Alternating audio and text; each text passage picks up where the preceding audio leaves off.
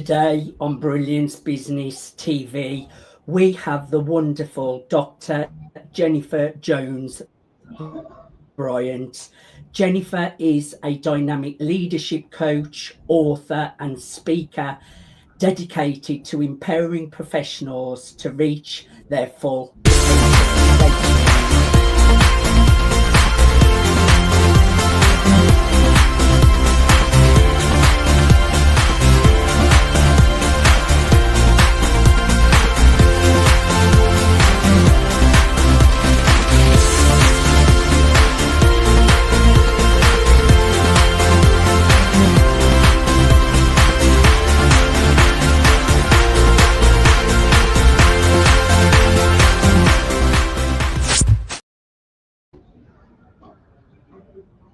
Welcome to Brilliance Business TV, conversations with leading experts in business. I am your host, Mark Stephen Pooler. We have a wonderful guest today on the show today, Dr. Jennifer Jones Bryant, and leadership is a really, really important skill. So we've got lots of interesting topics to talk about with Dr. Jennifer today. We are streaming live on Facebook, Twitter, Instagram, LinkedIn, YouTube. We're also on the E360 TV network. We're also on Business Innovators Radio Network. We're also on USA Global Radio and Television Network. And we're also on mspnewsglobal.com. I'm joined today with my wonderful co-host, Dr. Rhonda M. Wood. How is everything with you today, Dr. Rhonda? Another incredible guest we have on. Oh, hi, Mark. Everything is amazing. So I am still here in the United States. Dr. Rhonda Wood coming to you from the United States, but this time I am live from New Orleans. I'm in New Orleans for the Super Bowl. But I did not want to miss the opportunity to, one, co-host with you, but also to be able to be a part of this incredible conversation with the phenomenal Dr. Jennifer Jones Bryant. We really are in for a treat today. I can't wait to jump into this discussion. I really, really can't wait either. It's great to have you as a co-host and supporting me on this journey as well. Let's bring in our incredible guest, Dr. Jennifer Jones Bryant. Jennifer, welcome to Brilliance Business TV. Thank you. Thank you for having me. I am humbled for the invitation, and I can't wait for us to chat. The pleasure is all ours, Dr. Jennifer. Let's get straight into our first question. Your leadership journey has been deeply personal and professional.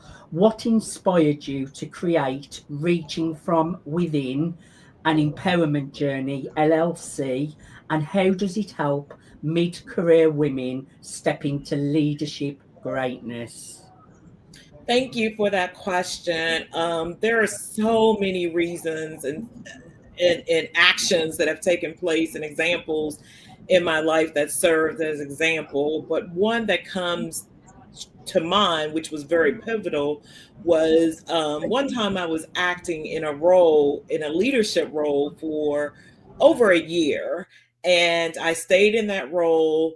And I was notified by the leader of the organization that I did not get the role. And I was devastated because that was a long time to serve in an acting capacity. I worked 10, 12 hours a day, sacrificed time with my family, and really did not get a reason. But she said it had something to do with my leadership and it had to do with my attitude. Now, you may say, how did I handle that, Mark and Dr. Rhonda? I didn't handle it well. I was very emotional.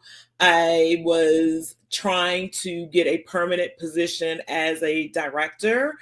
I did not handle it well. I went off on her in that moment, the head of the organization. Yes, I did. I did not filter myself. I let her have it. And then I stormed out of her office in tears while the team was watching my response to something that was being said to me because they didn't know. I left the office and I didn't stop there. I went home. I was still fuming.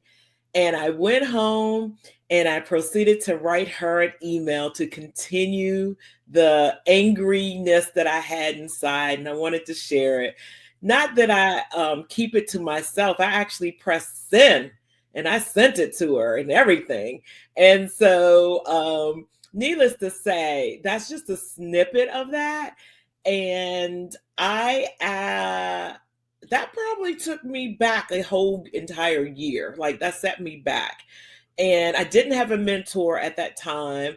And the other piece too, what is ironic is that the person who they selected for the role didn't take it. And so the leader had asked me if I would step back in the acting capacity while they advertised, knowing that they still weren't going to select me.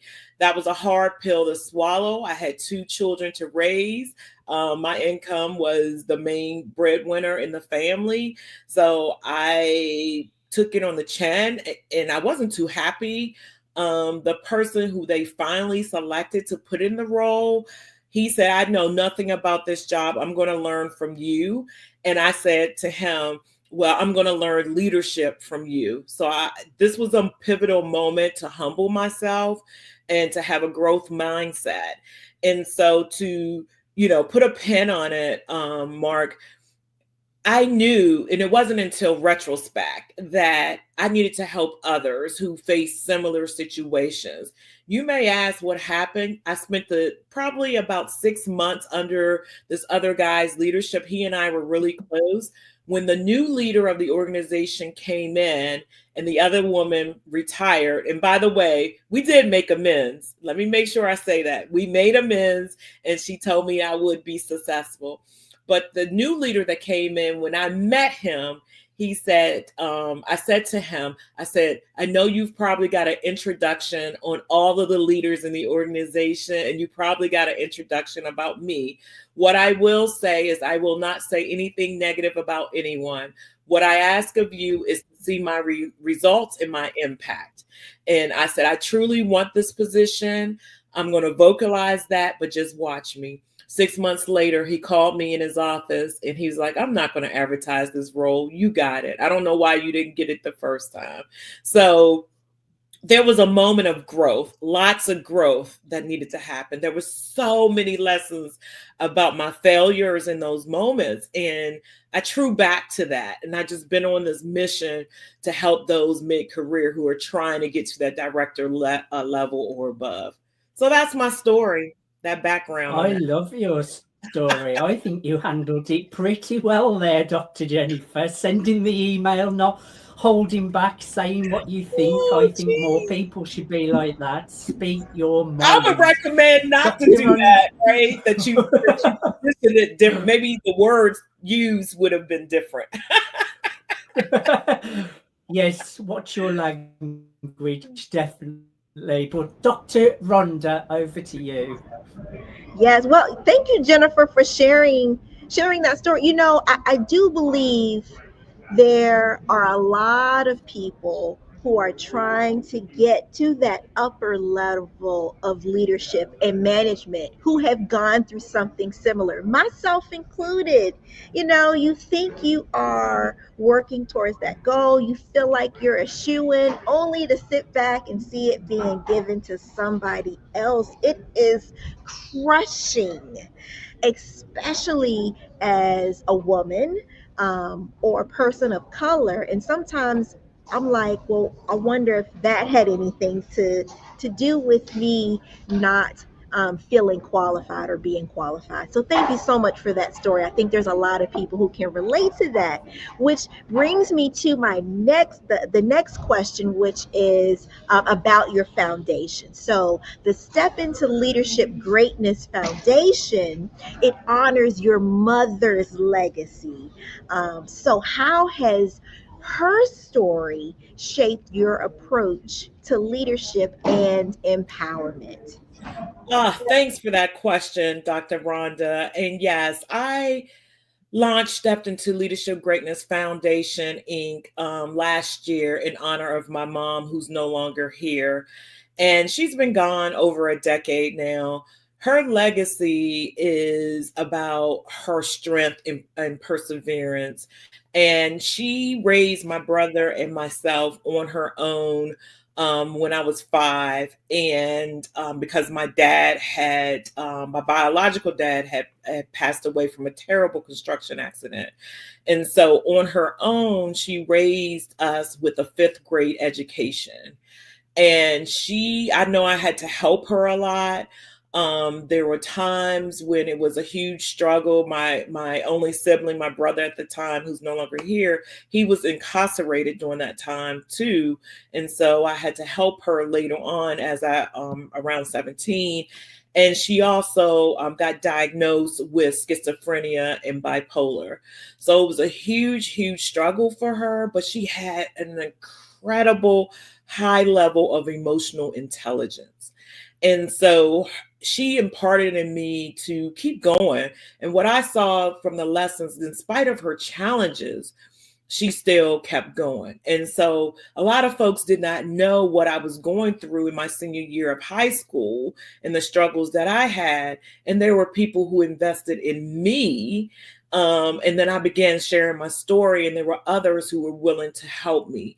And so if there's a way that I can help others, myself and my board are able to help other young students who are first generation college students like myself in leadership and business, whether it's for books or whatever the case may be, my mom would be so proud, right? Because although, like I said, she had a 5th grade education, she had her own struggles, she knew how important education, she always instilled the importance of education in me.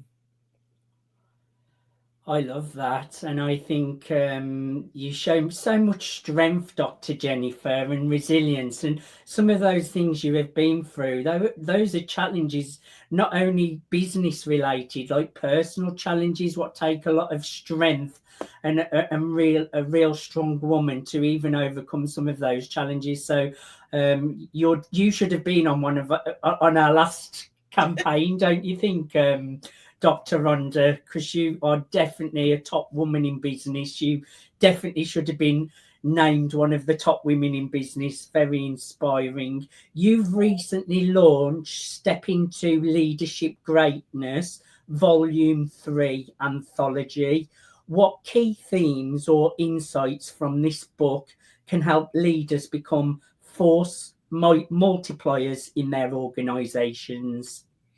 So you're absolutely right. Step Into Leadership Greatness, Volume 3, just recently was launched and published. And I'm excited as the authors are continuing their tour, and we're having a launch party on February 20th. I don't want to forget that, February 20th, along with our bestseller. But the focus of that book is helping leaders realize that their why need to be bigger than their ego. And what did I mean by that? I mean, what are you doing to help others succeed in their leadership journey? As I mentioned before, there may be branch managers, there may be executives or entrepreneurs that are out there, and they're doing great, but what are they doing for others? Martin Luther King said, life's most persistent question is, what are you doing for others? Persistent and urgent question is, what are you doing for others? And so I live by that every single day. How are you reaching back to multiply your impact? And part of that is, if you're able, and this is something like when I was in the corporate world leading a business resource group of 24,000 women, I couldn't do it alone. But what I could do is provide them with the resources, strategies, and tools to amplify their impact. And so this book has 14 authors who are telling their personal story. Mark, I've been on this mission to also humanize leadership. And Dr. Ron is a part of this book. They're telling their personal stories. They're providing strategies and tips.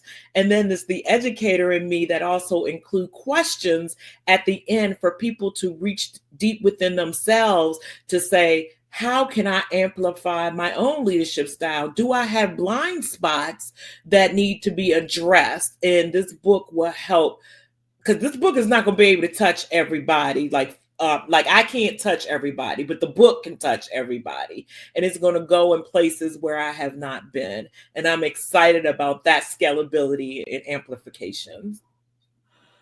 Congratulations, and it's nice to see that Dr. Rhonda's involved as well. And I just think leadership is such a great skill to have. Self-leadership is really important as well, because a lot of people can't even lead themselves. So I think self-leadership is really important, and leading others as well. But you've got to be good at self-leadership before you can lead others as well. And I think we need great leaders in the world. There's so many, and I think we've improved so much over time as well, but there's still room for better leadership out there, especially in like workplace situations and things like that. You hear of some horror stories and things like that. I think leadership is really important. So I love the work you're doing. Over to you, Dr. Rhonda. Thank you so much, Jennifer. This has been amazing so far. And, I'm really excited to be a part of volume 3 of Step into Leadership Greatness. But the thing that I think is so cool is the 14 authors who are from all different facets of life, all different backgrounds, different parts of, the country, all having different experiences, but we're all stepping into this one common theme of leadership, right? And just the amazing stories that come from that. And so, yes, I believe it's going to make an incredible impact, even on a global scale, because leadership isn't, it's not, it's global. Leadership is necessary. Good leadership is necessary everywhere. So that leads me to my next question, which is, in today's interconnected world, what qualities, Jennifer, do leaders need to succeed on a global stage, right? And how can they effectively lead diverse, multicultural teams? I'm so glad you asked that question, because we can't step away from diversity, no matter how we look at it, right? Because the world is made up of different perspectives, right? And different people, no matter what nationality you are. And so with that being said, I think Mark also mentioned about how leadership transcends all over, right? No matter who you are. And so some key traits to have, or competencies to have, is, we talked about this a little bit, about the self-awareness and being able to know who you are and spending that time figuring out what does that look like. I mean, it may require you do a leadership 360, right? You take a survey and you figure out, what are people saying about you? Because some people may not tell you directly, but they will say a lot in a survey. So it may require some of that to take place. But the other piece is influence. We can't do anything without the power of influence. How are you showing up to be able to leverage your skill sets? And the other piece, there's so many pieces, but these are the things that help me and others who I led to be successful, who I've observed, is having empathy and compassion for others. And that is incredibly important, because leadership and people, because people are always in the middle. I have a leadership philosophy. People are at the beginning, middle, and end of every process and decision. Once you invest in them, they will go above and beyond the mission. And part of that is getting to know your people, knowing when things are not okay, knowing when things are okay, but spending the time to figure out, how do I work with this individual? How do I pull out those strengths from that individual by getting to know them?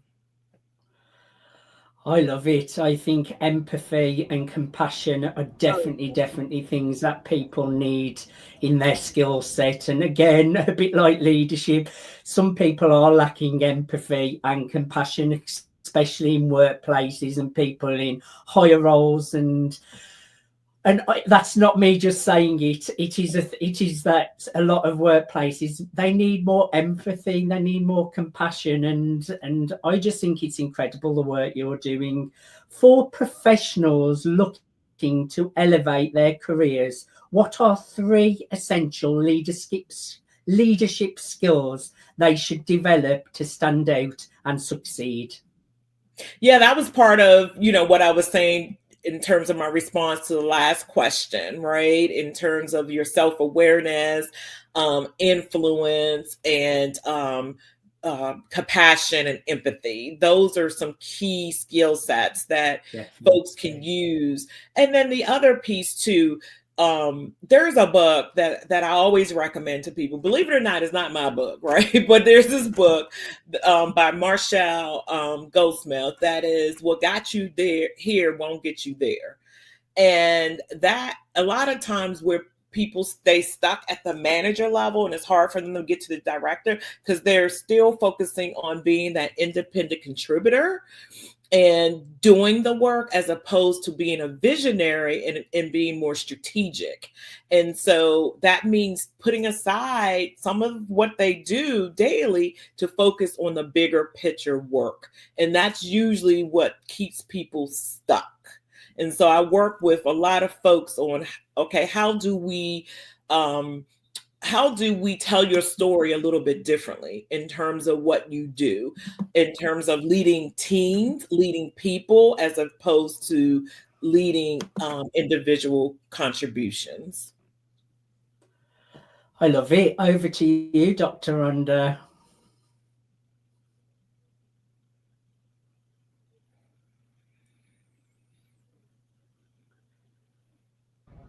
Awesome. Thank you so much, Jennifer. And so I understand that you were recently accepted into the Forbes Coaching Council for your leadership expertise, which let me tell you, that is no small feat. That is a big deal. And so in addition to that, I know that yes, absolutely. I mean, huge honor. So as a Forbes contributor, Jennifer, you write about leadership trends. And so what are some of the biggest challenges facing today's leaders and how can they navigate them effectively? So this is what I will say is that this is very timely, right? So the trends that are going on now are a couple of things, right?